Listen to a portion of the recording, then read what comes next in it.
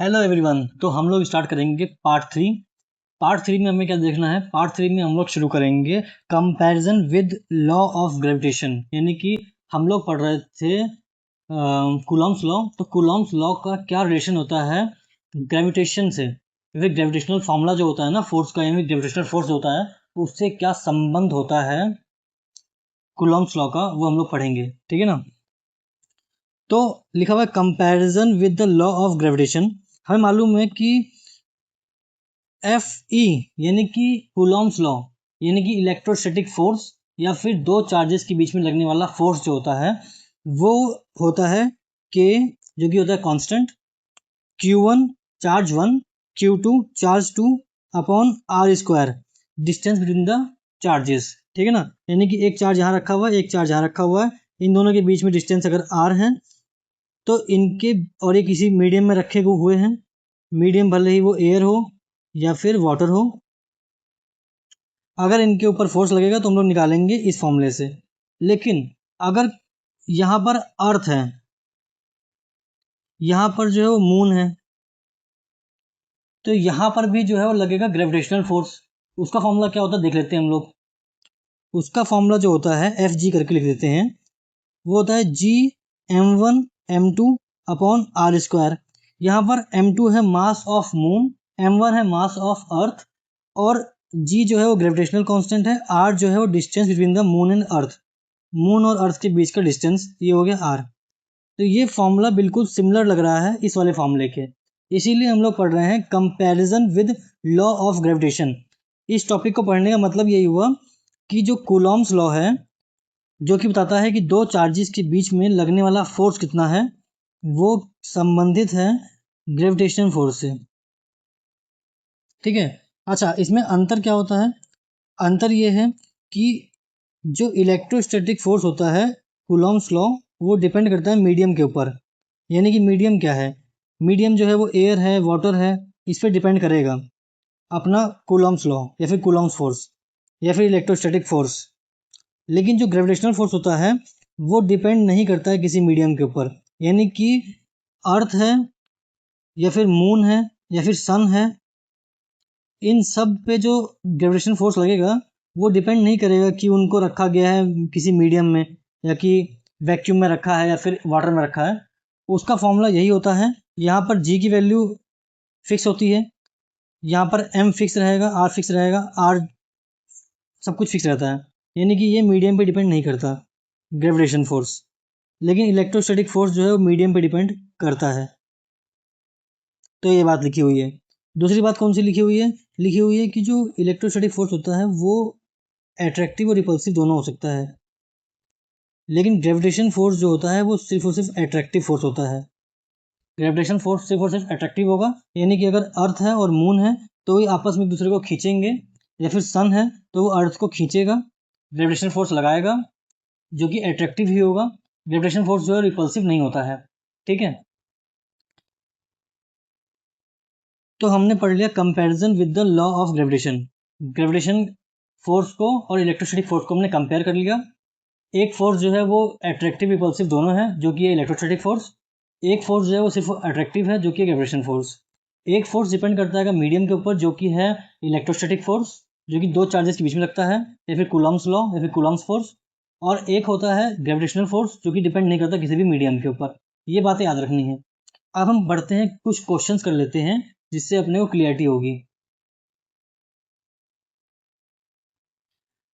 पहला क्वेश्चन ये है कि 2 पॉइंट चार्जेस +2 माइक्रोकूलॉम एंड +3 माइक्रोकूलॉम, यानी कि अपने पास चार्ज 1 जो है वो है 2 माइक्रोकूलॉम।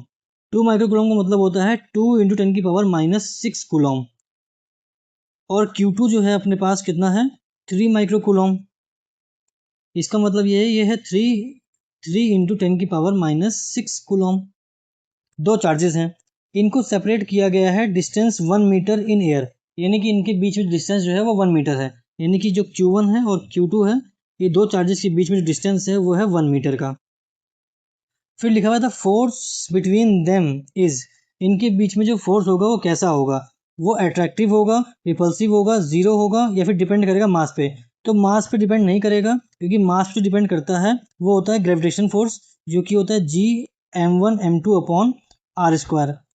तो ये तो होता है ग्रेविटेशनल फोर्स, तो ये तो होगा ही नहीं आंसर, ज़ीरो भी नहीं होगा, क्योंकि ये जो चार्जेस हैं लाइक चार्जेस हैं। अगर लाइक चार्जेस होंगे तो वो आपस में रिपल ही करेंगे, है ना, उनके अंदर जो है वो रिपल्शन ही होता है।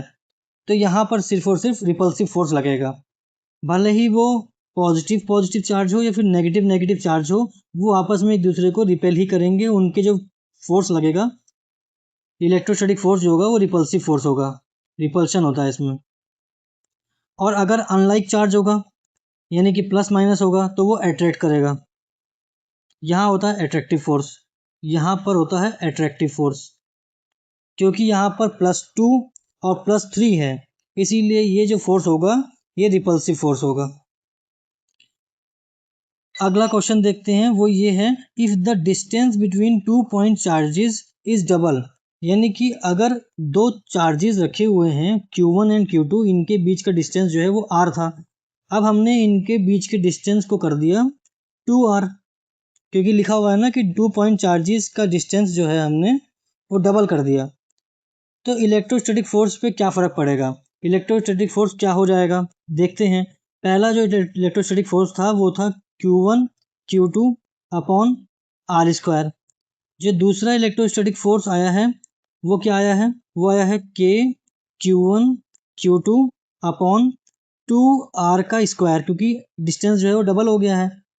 अब क्या हो जाएगा, ये सॉल्व होगा तो ये हो जाएगा K Q1 Q2/r², यहाँ आ जाएगा 4।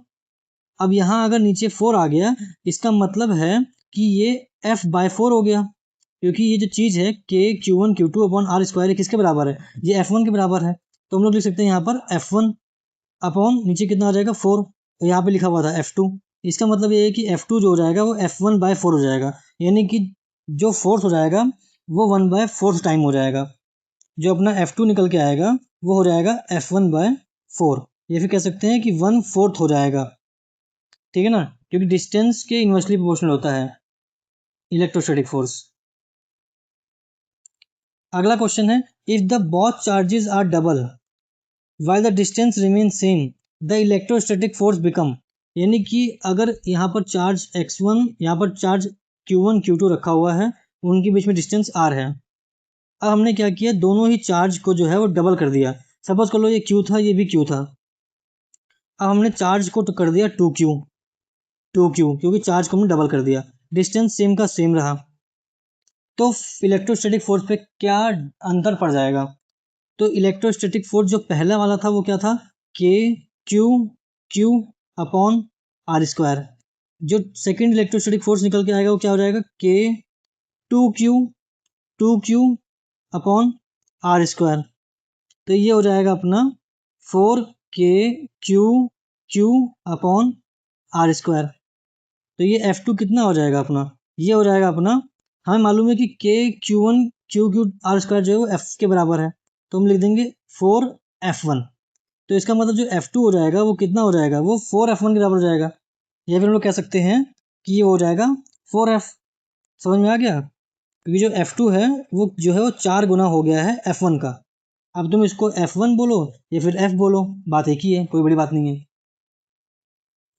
अगला क्वेश्चन है, two charges are placed in water instead of air, यानी कि अगर हमने दो चार्जेस को जो है वो एयर में ना रख के हमने उन दो चार्जेस को जो है वो रख दिया है वाटर के अंदर,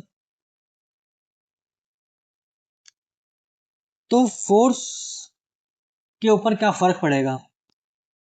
हमें मालूम है कि जो फोर्स होता है इलेक्ट्रोस्टैटिक फोर्स वो होता है 1/4πε0 Q1 Q2/r²। हमें मालूम है कि जो फोर्स है वो एप्सिलॉन नॉट के इन्वर्सली प्रोपोर्शनल है। एप्सिलॉन नॉट मतलब क्या होता है, परमिटिविटी। अच्छा, एप्सिलॉन नॉट जो होता है एयर के लिए कितना होता है, ये होता है 8.85 × 10⁻⁻12। ये तो होता है एयर के लिए, लेकिन ये वाटर के लिए कितना होता है, अगर हम वाटर के लिए लिखेंगे तो हम लिखेंगे ई मीडियम, ये वाटर का निकल के आएगा, ये जो भी निकल के आएगा ये इससे ज़्यादा होगा। सपोज कर लो ये निकल के आता है 40 × 10⁻12, तो ये जो वाटर का EM आएगा, परमिटिविटी आएगी, वो ज़्यादा ही आएगी एयर की तुलना में। अगर EM ज़्यादा होगा या फिर एप्सिलॉन नॉट ज़्यादा होगा तो ये फोर्स कम होगा कि नहीं होगा, क्योंकि ये इन्वर्सली प्रोपोर्शनल है। हमें मालूम है कि जो फोर्स है वो इन्वर्सली प्रोपोर्शनल है एप्सिलॉन नॉट के। इसका मतलब ये है कि अगर ये ज़्यादा होगा तो फोर्स कम होगा, और एप्सिलॉन नॉट जो है परमिटिविटी जो है वो किसकी ज़्यादा होती है, वो वाटर की ज़्यादा होती है एयर की तुलना में। तो इसका मतलब ये है कि वाटर में जो फोर्स होगा वो कम लगेगा, जो इलेक्ट्रोस्टैटिक फोर्स होगा वो कम हो जाएगा एयर की तुलना में। समझ में आ गया? क्योंकि अगर ये वैल्यू ज़्यादा होगी तो ये वैल्यू कम हो जाएगी, और ये वैल्यू ज़्यादा कहाँ पर है, ये वाटर में ज़्यादा है।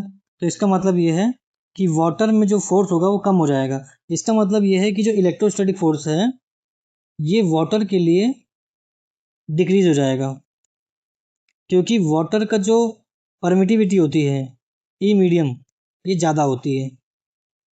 समझ में आ गया?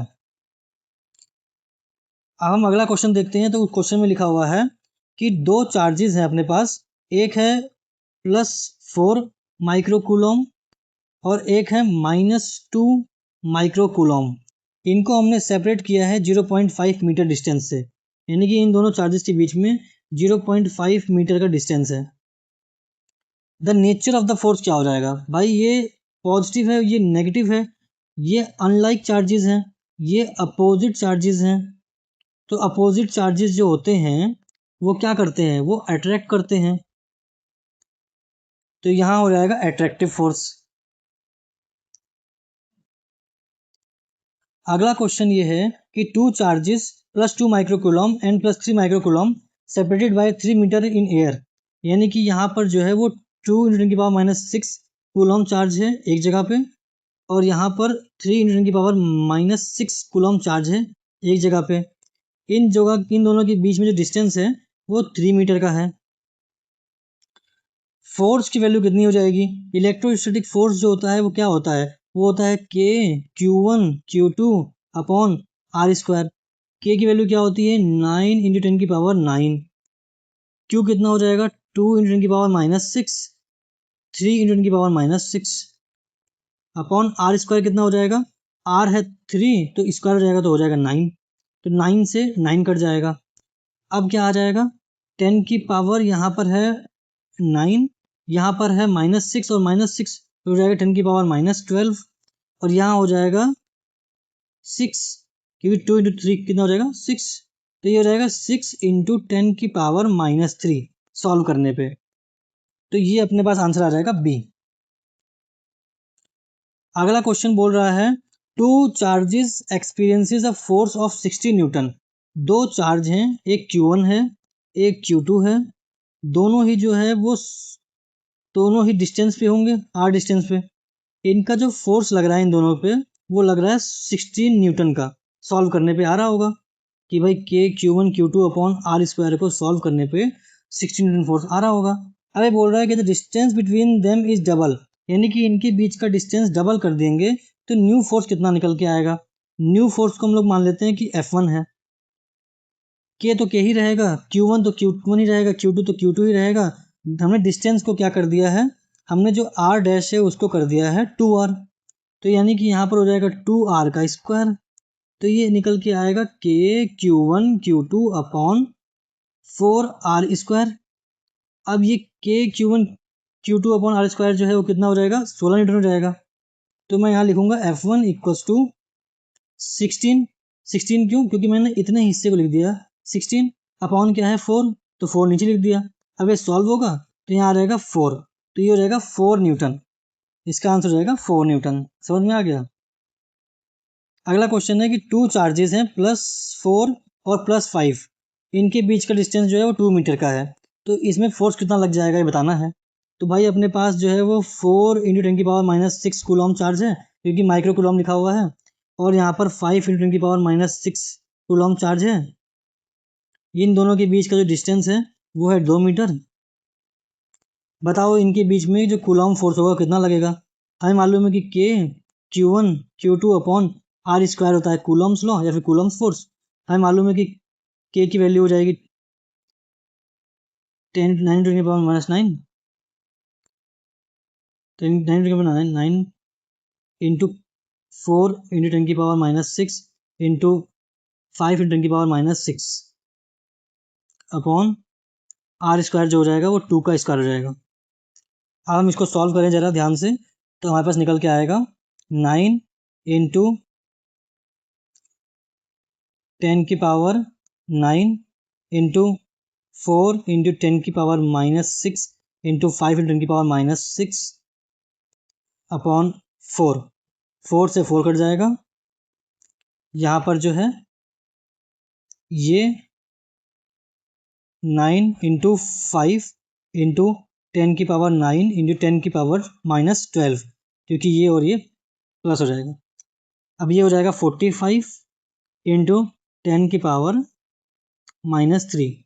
इसका मतलब ये है कि 0.045 न्यूटन। तो अपना आंसर हो जाएगा ए। इजी क्वेश्चन था, समझाने के लिए लंबे तरीके से किया है, बाकी इजी था। अगला क्वेश्चन बोलता है दो इक्वल चार्जेस हैं 2 माइक्रोकूलॉम के, इनको सेपरेट किया जाएगा 1 मीटर डिस्टेंस से। 1 मीटर डिस्टेंस है इनके बीच में।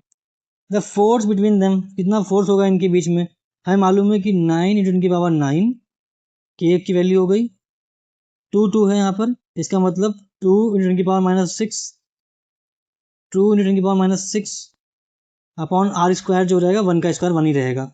एफ इक्वल्स टू हो जाएगा 9 इंटू 2 इंटू 10 की पावर -3 क्यों, क्योंकि यहाँ पर 10 की पावर 9 है, ये और ये रहेगा 10 की पावर -12, सॉल्व करेंगे 10 की पावर -3 आ जाएगा। तो अगर हम इसको सॉल्व करेंगे तो यहाँ पर 2 और भी है, एक 2 और यहाँ बचा हुआ है, तो ये फोर्स हो जाएगा अपना 36 इंटू 10 की पावर -3, जो कि हो जाएगा 0.036 न्यूटन। बी आंसर हो जाएगा अपना। अगला क्वेश्चन बोलता है a force 9 Newton act between the two charges, if one charge is double and the distance is also double, the new force will be. अगर एक फोर्स लग रहा था 9 न्यूटन का दो चार्जेस के बीच में, अब हमने क्या किया, हमने जो है एक चार्ज को डबल कर दिया, एक चार्ज को हमने डबल कर दिया, यानी कि जो हमारा F1 निकल के आएगा या फिर F डैश निकल के आएगा वो हो जाएगा K। हमने यहाँ पर एक चार्ज को डबल कर दिया यानी कि 2Q1 कर दिया, और दूसरे चार्ज को हमने नहीं छुआ तो वैसा का वैसा ही रहा। और डिस्टेंस कितना कर दिया हमने, डिस्टेंस जो है हमने डबल कर दिया, डिस्टेंस को भी हमने 2R का स्क्वायर कर दिया। तो जो हमारा फोर्स है वो कितना निकल के आएगा देखते हैं। तो ये जो F1 है ये हो जाएगा K,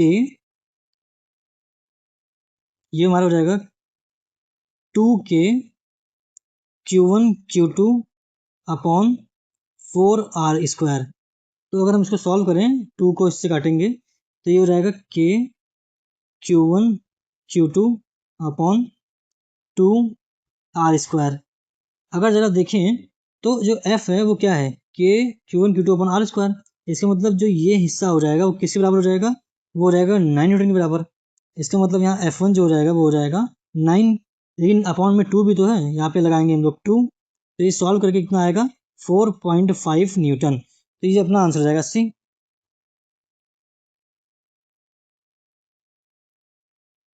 तो इतने क्वेश्चन थे अपने पास।